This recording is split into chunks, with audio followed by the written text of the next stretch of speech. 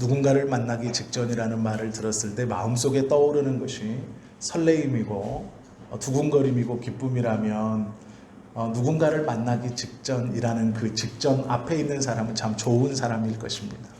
그러나 누군가를 만나기 직전이라는 말을 들었을 때 자기도 모르게 두렵고 무섭고 불안하다면 내 앞에 만나야 하는 그 사람이 나에게는 좋은 사람이 아닐 줄 모르죠. 오늘은 우리가 다 아시는 요셉의 이야기를 통해서 하나님께서 요셉의 삶을 이끌어 가시고 요셉이 하나님 앞에서 결국에는 은혜를 경험하고 하나님의 복을 붙들어 하나님께서 원하시는 삶으로 쓰임받는 그 방법 아니면 하나님이 원하시는 신앙의 모습, 그것이 무엇인가 우리가 좀 함께 보려고 합니다. 말씀을 나누기 전에 어린이 동화나 만화책 혹은 카툰 같은 이 네컷 만화에서 보셨던 그런 내용입니다. 이것이 미국의 어린아이들에게 들려지는 우리로 말하면 이솝우화나 구연동화 같은 것인데요. 미국인들이 한때는 황금을 찾기 위해서 서부로 향했던 적이 있습니다. 우리 왜 서부 영화 보시면 말에다가 마차를 이끌어서 아빠가 마부석에 앉고 엄마가 옆에 앉고 아이들이 그 둥그런 지붕을 한 마차 안에서 여러 짐들과 함께 계속 한쪽을 향해 가고 있습니다. 그리고 주변에 보면 그런 비슷한 행색을 한 많은 사람들이 같은 방향으로 계속 미주하는 것을 보게 되죠. 이것이 골든러시라고 부릅니다. 황금을 찾아서 미국 동부에서 서부로 계속 옮겨가는 것이죠. 요 이야기가 한참 있을 때 들려줬던 그런 이야기입니다. 이야기의 주인공은 더비라는 청년입니다. 이 더비라는 청년이 금을 찾아 자신의 재산을 모두 다 팔아서 서부로 향했습니다. 땅을 싼값에 샀고 그곳에서 인부들을 고용해서 금을 찾기 시작합니다. 사람의 손으로 굴을 파는 것이 쉽지 않았기 때문에 고민하다가 빚을 내어서 굴착기를 샀습니다. 그래서 이 더비가 직접 그 굴착기를 가지고 인부들과 함께 금을 찾기 위해서 땅을 계속 팠습니다. 몇 날 며칠을 파고 한 달, 두 달이 흘렀습니다. 가지고 왔던 재산 그것이 임금으로 다 나가기 시작하고 자신의 손에는 아무것도 쥐어 있는 것이 없었습니다. 굴착기를 계속해서 손으로 잡고 그것에 발전기를 돌리면서 혼자서 밤늦게까지 계속 땅을 팠습니다. 땅을 파면서 생각했습니다. 금을 찾아야지. 전 재산을 다 드렸는데 금을 찾아야지. 그러나 나오는 것은 황토색의 흙뿐이었습니다. 노력을 했지만 금은 결국 발견하지 못했습니다. 고민하다가 다른 사람의 광부의 일꾼으로 가기 위해서 또 자신의 땅을 다른 이에게 헐값에 팔아버리고 그곳을 떠나기로 마음먹었습니다. 굴착기를 사고 땅을 산 다른 사람이 왔습니다. 그래서 이 더비라는 청년은 싼값에 이 땅과 굴착기를 넘기고 그 자리를 떠나 다른 지역에 금광이 발견된 다른 지역의 인부로 돌아갔습니다. 굴착기를 산 그 사람이 이 사람은 금을 캐고자 하는 사람이 아니었고 굴착기만을 사서 비싼 값에 되파는 그런 상인이었습니다. 굴착기를 덩그러니 바라보던 이 사람이 자신이 산 굴착기를 가지러 올 마차가 오기 전에 굴착기가 신기해서 이것을 가지고 땅을 파보기 시작했습니다. 두두두두두두두. 이렇게 파는구나. 그리고 조금 파다가 그것을 땅바닥에 다시 내팽겨쳐 두고 자신이 부른 마차를 기다렸습니다. 해가 이제 뉘엿뉘엿 지었는데도 약속한 마차는 오지 않았고 이 굴착기를 산 상인은 다시 굴착기를 들고 심심했던지 여기저기를 조금씩 파면서 그 주변을 돌아다녔습니다. 그러다가 해가 이제 질 무렵 굴착기를 가지고 원래 자기가 팠던 더비라는 청년이 가장 깊게 팠던 그 자리로 와서 다시 굴착기를 가동시켜서 땅을 파기 시작했습니다. 힘껏 누르자 갑자기 그 굴착기에 무엇인가 돌덩이 같은 것이 걸리는 느낌이 났습니다. 그리고 굴착기를 치우자 그 굴착기 봉 끝에 지는 해에 비춰지는 반짝반짝한 금들이 비치기 시작했습니다. 이 이야기들을 우리가 이솝우화를 들려주듯이 미국의 부모님들은 어린아이들, 아이들이 어렸을 때 이 더비의 금 찾는 이야기를 들려준다고 합니다. 교훈이 무엇일까요? 포기하고 싶을 때 포기하지 말고 조금 더 노력하고 기다려 보아라 라는 것이 교훈입니다. 오늘 요셉의 이야기 창세기 40장에서 하나님께서 요셉에게 원하셨고 요셉이 하나님의 은혜를 받기 전 하나님께서 마지막으로 시험해 보시는 것이 이것입니다. 포기하고 싶을 때 포기하지 않는 것, 조금 더 기다려 보는 것이죠. 세상의 기준으로 포기하고 싶을 때 포기하지 않고 조금 더 기다린다는 것은 정답이 될 수 없죠. 그러면 하나님께서 원하시는 삶을 살고 하나님의 은혜를 받기 직전의 상태가 어떠한지 오늘 본문을 보면 잘 알 수 있습니다. 오늘 본문은 술 맡은 관원장과 떡 맡은 관원장의 이야기입니다. 요셉이 감옥에 갇혀 있을 때 그 감옥에 술 맡은 관원장과 떡 맡은 관원장이 들어옵니다. 그런데 놀랍게도 이들은 며칠 사이에 텀을 두고 꿈을 꿉니다. 그 꿈의 이야기가 너무도 알쏭달쏭해서 그것을 가지고 고민하고 있을 때 우연히 요셉이 그 이야기를 묻게 되고 그 꿈 이야기를 듣게 됩니다. 그리고 나서 참 지혜롭게도 요셉이 그 꿈의 해석을 해줍니다. 먼저는 술 맡은 관원장의 꿈이었습니다. 포도나무의 줄기에서 포도를 가득 거두어 다시 그것으로 맛있는 포도주를 내어서 포도주 잔에 가득 담아 다시 내가 섬기던 바로의 손에 그 잔을 다 옮겨주었다라는 것이고요. 떡 맡은 관원장의 꿈도 재밌습니다. 떡을 맛있게 만들어서 바로에게 갖다 주려고 잘 이동하고 있는데 새들이 날아와서 그 떡을 쪼아 먹었다라는 꿈이었습니다. 이 이야기를 듣고 요셉이 말했습니다. 술 맡은 관원장은 복직되어서 다시 바로 옆에 가서 옛날에 누리던 그 왕의 최측근의 역할로 회복될 겁니다. 떡 맡은 관원장은 목이 메어 죽일 것입니다. 이렇게 꿈풀이를 해 주었습니다. 그러고 나서 바로의 큰 잔칫날 생일날이 되었습니다.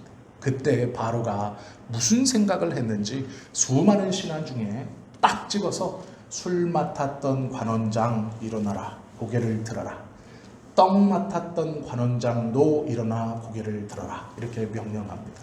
둘이 왕의 명령에 따라 고개를 들자 이 바로 왕이 술 맡은 관원장에 있는 포도주 잔을 내어밀어 포도주를 따르라 명령하고 떡 맡은 관원장은 목을 매달아 죽여버려라 명령합니다. 이렇게 하고 오늘의 이야기가 끝이 납니다.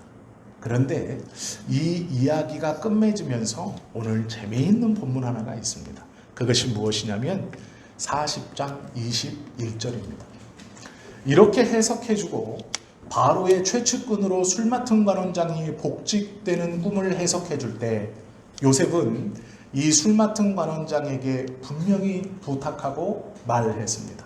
뭐라 그랬냐면 저는 억울하게 이 감옥에 들어왔습니다. 그러니 당신이 복직되어서 다시 술 맡은 관원장의 역할을 감당하며 바로 옆에 있거든 왕에게 억울하게 내가 여기 들어와 있다는 것을 얘기해 주셔서 나로 이 억울한 감옥살이를 좀 풀어 주십시오. 이렇게 부탁했습니다. 술 맡은 관원장은요 다짐했어요. 내가 그렇게 하겠다. 내가 너를 기억하겠다. 너의 꿈풀이가 내 기분을 너무 좋게 했으니 내가 꼭 기억해서 너를 풀어주겠다. 그런데 창세기 40장 21절은요 이렇게 말합니다. 술 맡은 관원장이 요셉을 기억하지 못하고 그를 잊었더라. 본문은 참 재미있게도 똑같은 말을 두 번 씁니다. 그것이 무엇이냐면요, 기억하지 못하고. 기억하지 못했단 말은 잊었다는 말이죠. 그런데 기억하지 못하고 이 똑같은 말을 뒤에서 한 번 더 씁니다. 잊었더라. 잊고 잊었다, 이런 뜻도 되고요, 기억하지 못하고 기억하지 못했다, 이런 뜻도 됩니다. 똑같은 말을 두 번 쓴 이유는 이게 중요하기 때문이에요. 창세기 40장에서 중요한 것은 요셉이 하나님의 은혜로 꿈을 해몽하는 것이 중요한 것 아닙니까? 아니에요. 창세기 40장에서 중요한 본문은 이 본문입니다. 기억하지 못하고 잊었더라. 이게 중요한 본문이에요. 왜 그러냐면요, 우리는 창세기를 다 읽어봐서 압니다. 40장까지 감옥에 있고 41장에 국무총리가 됩니다. 지금 요셉은요 40장을 살지만 우리는 요셉의 41장을 알고 있습니다. 요셉의 그 다음 삶의 모습을 알고 있습니다. 그런데 놀랍게도 꿈을 해석해주고 이 꿈을 해석받은 술 맡은 관원장이 왕의 최측근이 되었을 때 요셉은 희망에 부풀었을 겁니다. 이제 곧 나간다. 내 꿈대로 저 사람이 복직했기 때문에 저 사람이 나에 대해서 왕에게 한마디만 해주면 내가 나의 억울함을 잘 얘기할 수 있다. 내 삶이 얼마나 기구한가. 형들에게 팔려서 노예가 되었고 그 노예로 팔려와서 최선을 다했지만 주인의 안주인이, 내 주인의 부인이 나를 유혹했고 그것을 거절했다, 모함당하여 이 감옥에 왔다. 이 억울한 것을 왕에게 잘 아뢰고 내가 이제 풀려나겠다, 자유인이 될 것이다 라고 꿈에 부풀어 있었을 겁니다. 왜요? 술 맡은 관원장이 복직되었기 때문입니다. 그리고 그가 틀림없이 내가 널 기억하겠다 약속했기 때문입니다. 그런데 놀라운 것은요, 40장에서 41장에 넘어가는 것이 정말 쉬운 일 같지만 창세기 40장 23절 술 맡은 관원장이 요셉을 기억하지 못하고 그를 잊었더라 라는 요 40장 제일 끝과 41장 1절은 우리가 그냥 눈으로 읽듯이 23절 41장 1절 이게 아닙니다. 41장 1절은 이렇게 말하죠. 만 2년 후에 2년이라는 시간이 흐른 겁니다. 요 한 줄의 텀이 2년입니다. 요셉이 술 맡은 관원장이 복직되어 감옥에서 나가는 모습을 보고 그 모습으로 희망을 품고 지낸 시간이 2년입니다. 이건 희망 고문의 시간이죠. 감옥문이 삐걱 소리 나면 요셉은 나 데리러 오나?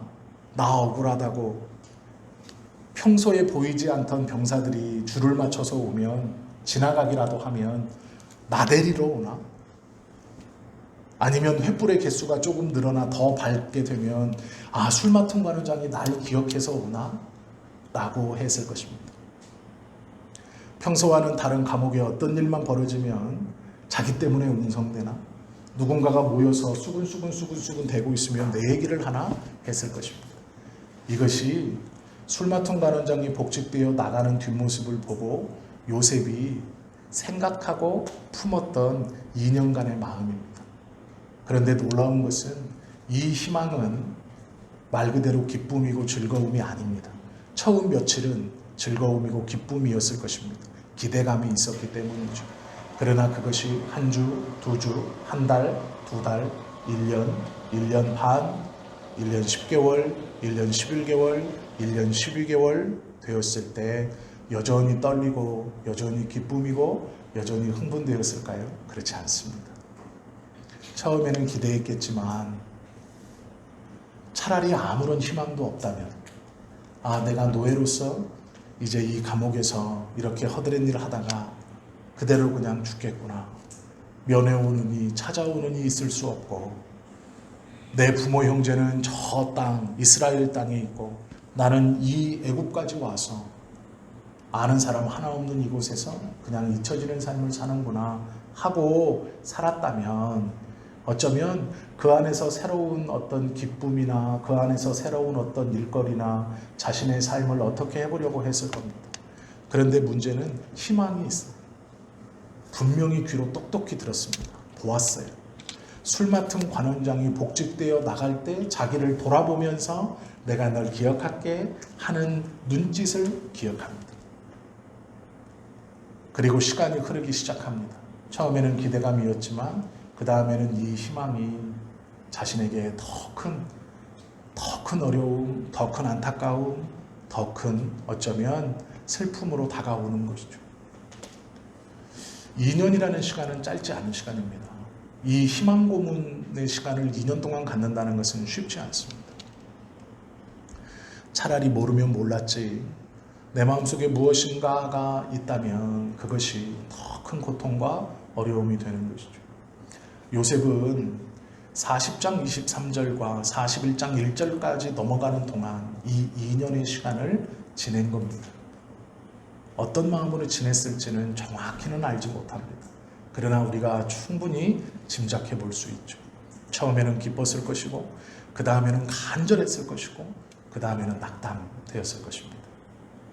그리고 결국은 처음보다 더 비참한 고개를 숙일 수밖에 없는 생활을 했을 것입니다. 우리라면 그랬을 겁니다. 만약 우리가 이러한 환경에 처해 있다면 그랬을 겁니다. 하나님은 요셉에게 두 가지를 원하셨고 요셉은 그 두 가지를 잘 붙들고 하나님 앞에 보여줍니다. 하나님께서 우리에게 원하시는 두 가지도 또한 마찬가지입니다. 요셉이 끝까지 40장 23절에서 41장 1절을 넘어가는 그 2년 동안 그의 마음속에 믿음을 가지고 하나님 앞에 끝까지 붙들고 있었던 첫 번째는 하나님의 섭리입니다. 우리는 요셉의 이야기를 가만히 보시면서 이것을 기약하고 또 이 약속을 붙들고 있어야 합니다. 하나님의 섭리. 하나님의 섭리가 무엇일까요? 환경보다 더 크고 더 앞선 하나님의 계획입니다. 우리는 어떠한 환경과 여건에 들어가면 그 환경을 보고 하나님의 섭리를 잃어버립니다. 환경은 크고 하나님의 섭리는 작아지기 때문에 그 환경 때문에 불안해하고 두려워하고 걱정과 근심으로 어찌할 바를 모릅니다. 그러나 꼭 기억하십시오. 하나님의 섭리가 있습니다. 요셉의 삶을 가만히 보면 참 놀랍죠. 형제들이 팔았습니다. 그냥 판 것도 아니에요. 원래는 죽이려고 했습니다. 저기 보니 색동옷을 입은 나이 어린 남자애가 자기들을 향해 옵니다. 누군지는 모르겠지만 단번에 알아볼 수 있습니다. 왜요? 아버지가 요셉을 특별히 사랑하여서 그에게는 색동옷을 입혀놨습니다. 성경은 그렇게 말하죠. 그래서 형제들이 서로 이야기합니다. 야, 저기 꿈꾸는 자가 오는도다. 우리가 죽이자. 형제들의 원래 목표는 요셉을 죽이는 것이었습니다. 그러나 형제들 중 마지가 우리가 죽이지 말고 구덩이에 가둬 그가 어떻게 되는지 보자 라고 이야기하고 구덩이에 가둬 놓았습니다.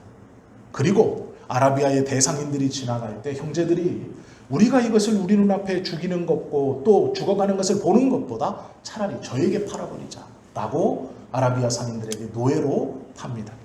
원래 형제들은 요셉을 죽이려고 했습니다. 그런데 노예로 팔렸습니다. 노예로 팔려서 보디발이라는 시위대장 장군의 집에 들어가 종살이를 하게 되고 그곳에서 열심히 했습니다. 그래서 그 집안의 모든 것을 돌아보는 가정 총무가 되었습니다. 그런데 어느 날 보디발의 아내가 이 요셉을 유혹합니다. 이 집안에 지금 아무도 없고 내 주인 보디발은 근무를 하러 나갔으니 이때 당시에 이 생활 풍습을 좀 아시면 여주인이 이렇게 말하는 것을 이렇게 말할 수 있는 이유를 알 수 있습니다. 시위대장이라는 것은 교대 근무를 하는 사람입니다. 일주일 근무하고 일주일 들어와 있고. 그래서 보통 시위대장이 2명에서 3명 정도 있습니다. 한 왕궁, 여기서 말하는 한 왕궁은 전체 왕궁이 아니고요. 왕이 거하는 왕궁 지역, 왕비가 거하는 왕궁 지역, 왕자들이 거하는 왕궁 지역, 이 귀족들이 기거하거나 손님들이 기거하는 왕궁 지역. 왕궁이 하나가 아니고 그 안에는 이 시위대장이 한 명이 아니고 여러 명이 있습니다. 이 구역별로. 그리고 그 구역을 지키는 병사들이 총괄 시위대장의 손안에 있는 게 아니라 서로를 견제하고 반란을 막기 위해서 직속 시위대장을 가지고 있습니다. 그리고 그 직속 시위대장도 한 명이 아니라 2명에서 3명입니다. 그러니까 시위대장이라고 말했을 때 이 시위대장은 총 왕궁의 이 보디발 한 명이 아니고 12명에서 16명, 18명 정도의 시위대장들이 있는 겁니다. 그리고 그들이 이 왕이 거하는 제일 중요한 구역, 그리고 왕비들, 그 다음에 왕자들, 귀족들, 손님들이 이렇게 묶는 구역으로 나누어서 서로의 병사들, 독립된 병사들을 데리고 교대로 지키고 있는 겁니다. 그래서 서로 견제하면서 반란이나 사고를 막았습니다.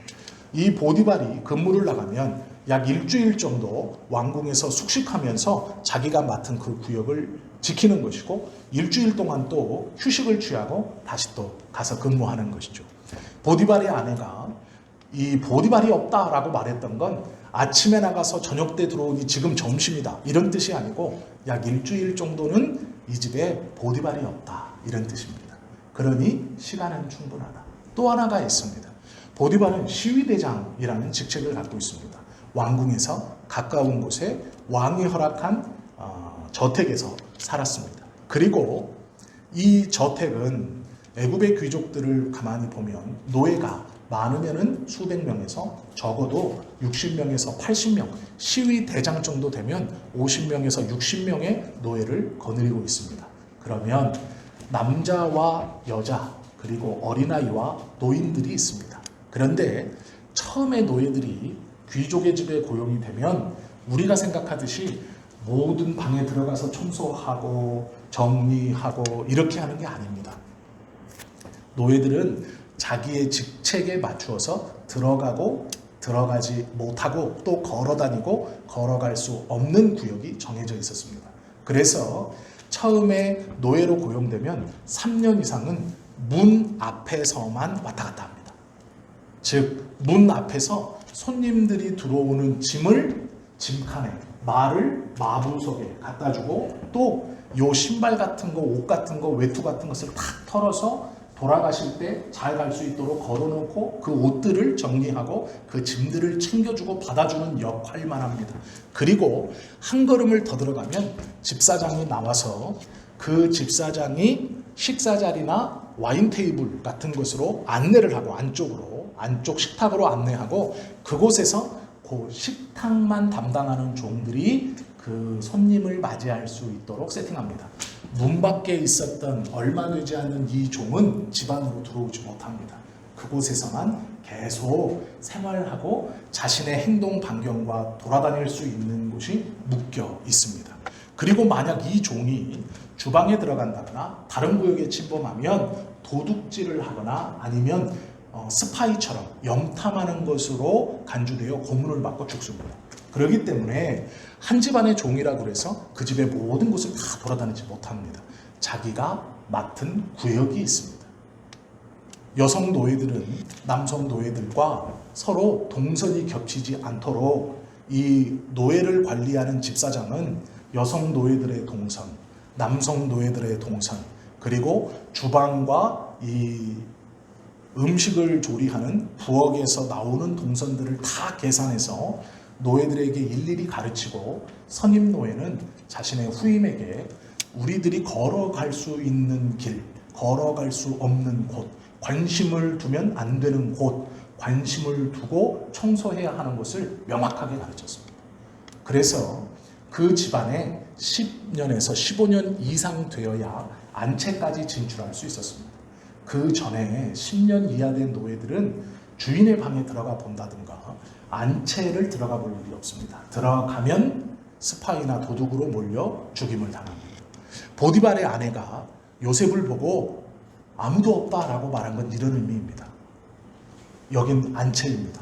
더군다나 남편인 보디발이 왕궁으로 가 있습니다.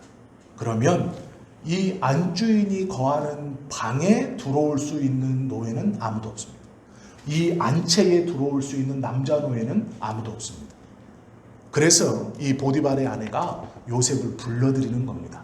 내 방으로 와봐라. 이건 평소에는 하지 않는 짓이고 해서는 안 되는 짓입니다.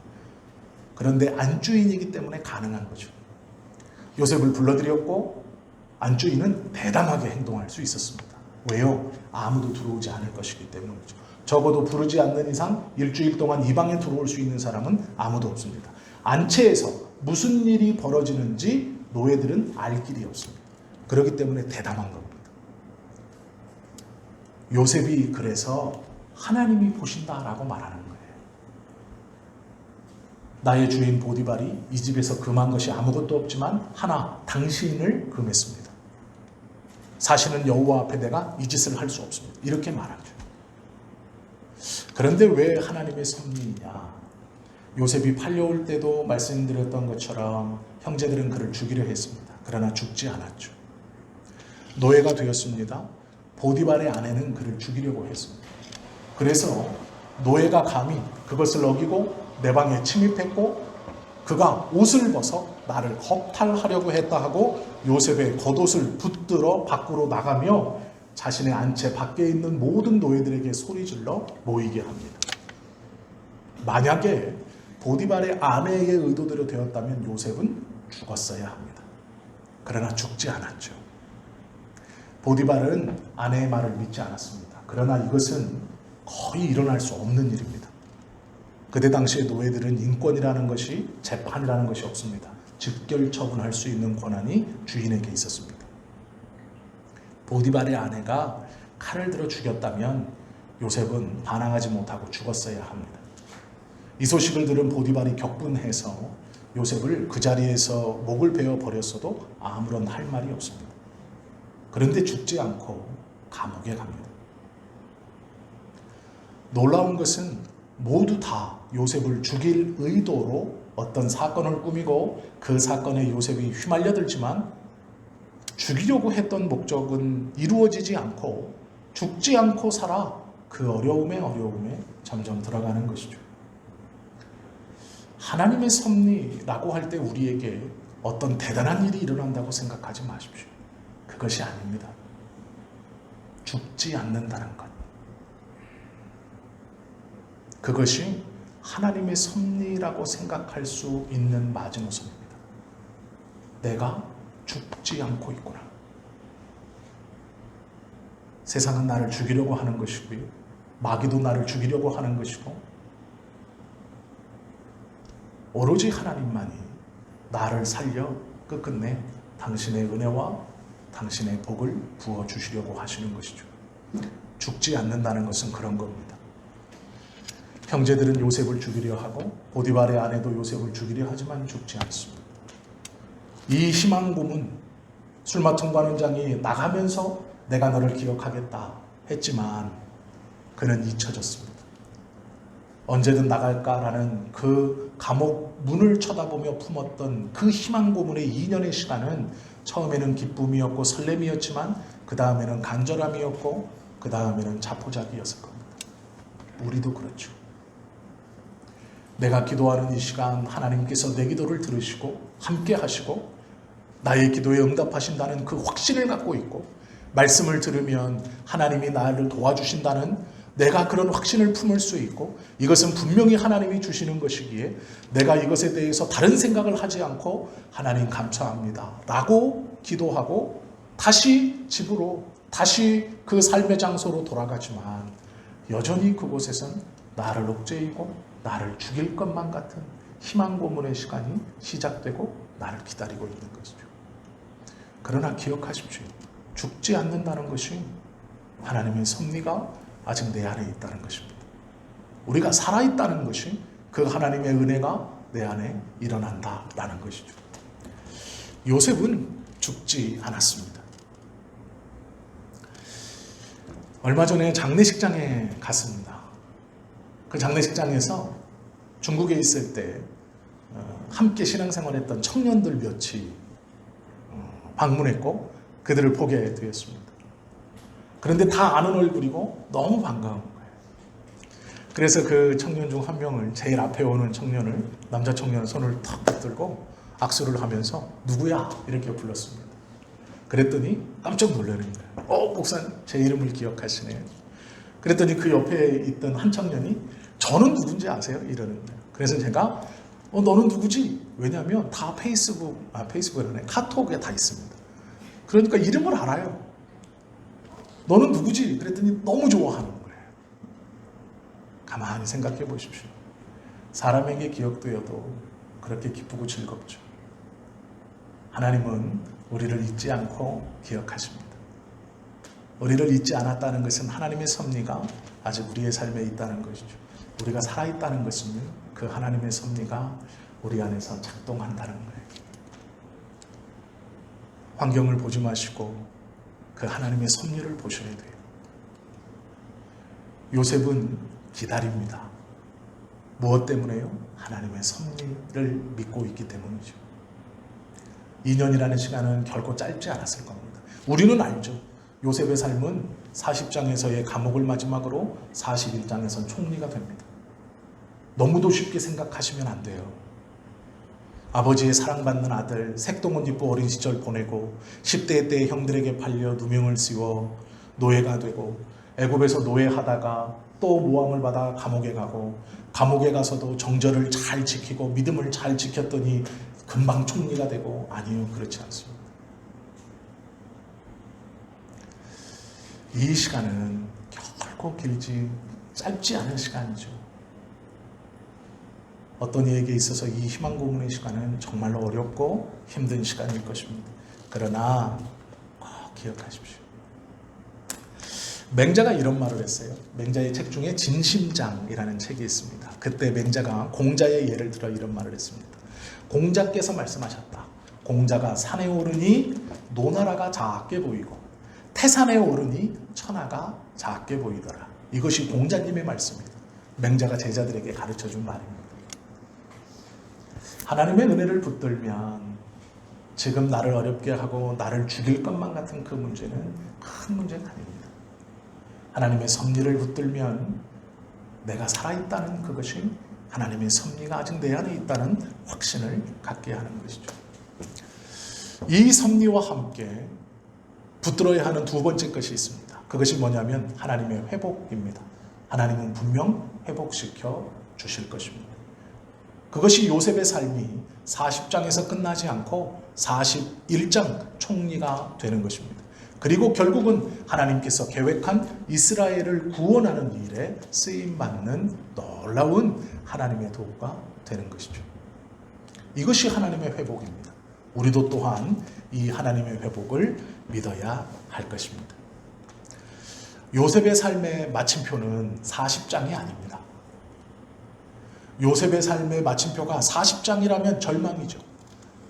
믿음을 가졌으나 잊혀지고 끝났다. 그럼 절망입니다.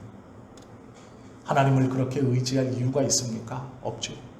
우리의 삶도 지금 이 상태로 마침표를 딱 찍는다면 절망입니다.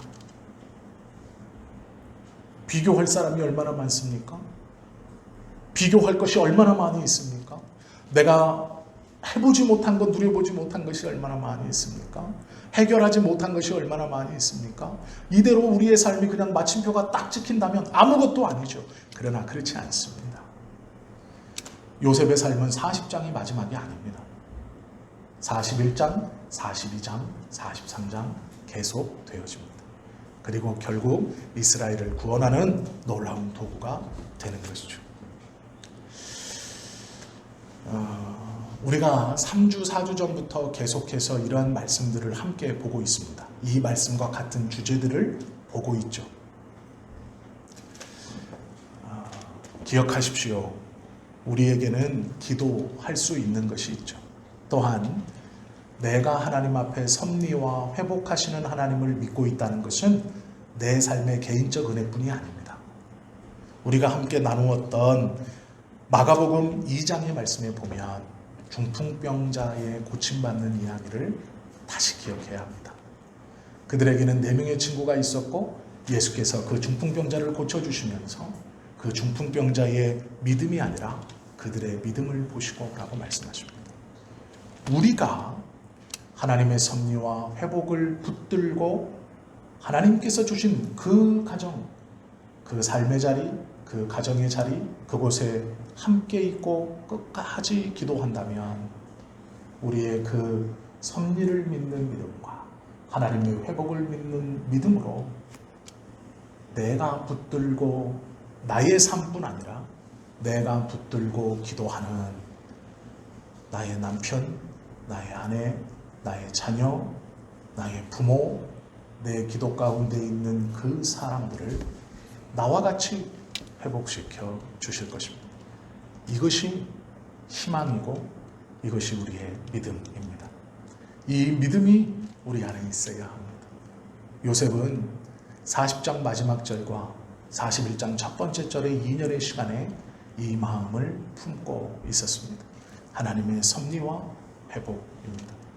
우리 또한 어떠한 환경과 여건과 순간에서도 이 하나님의 섭리를 믿는 믿음과 하나님께서 회복시켜 주실 것이라는 이 신뢰를 꼭 붙들고 하나님이 주신 그 자리에 서 있을 때 나뿐 아니라 그 믿음으로 함께 기도하고 있는 내 귀한 자녀가 회복되고 내 귀한 사랑하는 사람이 회복되고 나의 기도 안에 있는 그 사람 또한 나의 믿음을 보시고 하나님께서 그 은혜를 허락하셔서 우리 모두가 함께 40장에서 맞춰지는 삶이 아니라 41장 마침내는 42장 43장에서 이스라엘을 구원하는 하나님의 선한 도구로 쓰임받는 삶을 온전히 살아가시는 저와 여러분의 삶이 될 것입니다.